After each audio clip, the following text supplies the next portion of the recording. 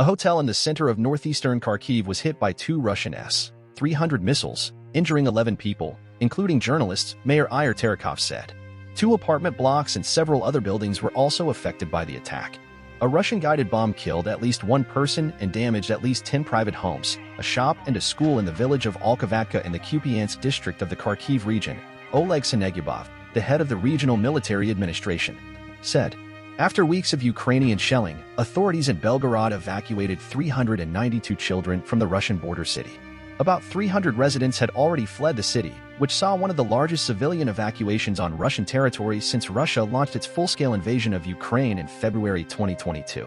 Russia and Ukraine said they engaged in fierce fighting along the front line in the south and east around Avdiivka, Maryinsky, Kupiansk, and Kherson. Russia said Ukraine suffered at least 450 casualties in the clashes, while Ukraine said it killed 800 Russian soldiers.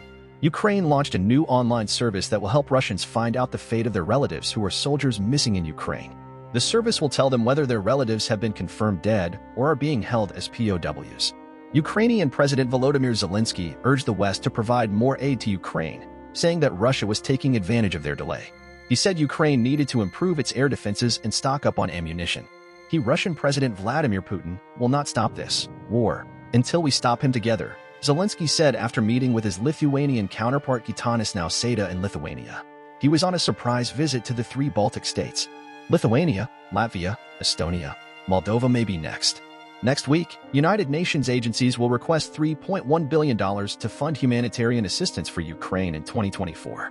Edem Wozornu, director of the Operations and Advocacy Division for the UN Office for the Coordination of Humanitarian Affairs, OCHA, said the war had caused high levels of humanitarian need and that financial support had to be maintained. Pope Francis said he was worried that the world was losing interest in Ukraine. In a letter to the leader of the Ukrainian Greek Catholic Church, Francis said he regretted that, in an increasingly tragic international situation, the war in Ukraine risks becoming a forgotten one. NATO pledged to keep supporting Ukraine with significant military, economic, and humanitarian aid and announced plans to offer billions of euros of more capabilities in 2024 to Ukraine. NATO Secretary General Jens Stoltenberg said the alliance strongly denounced Russia's assaults and would enhance Ukraine's air defenses. The UN Security Council debated Russia's supposed use of North Korean weapons in Ukraine. Russia's UN ambassador Vasily Nebenzia said Western states had labeled the session as anti-Russian propaganda, but did not clearly reject that Moscow had launched North Korean missiles at Ukraine. South Korea's UN envoy Hwang Jung-kook said Russia's use of North Korean missiles gave Pyongyang valuable technical and military knowledge and allowed North Korea to use Ukraine as a test site of its nuclear-capable missiles. Lithuania agreed to a package of long-term military assistance to Ukraine, worth 200 million euros, nearly $220 million.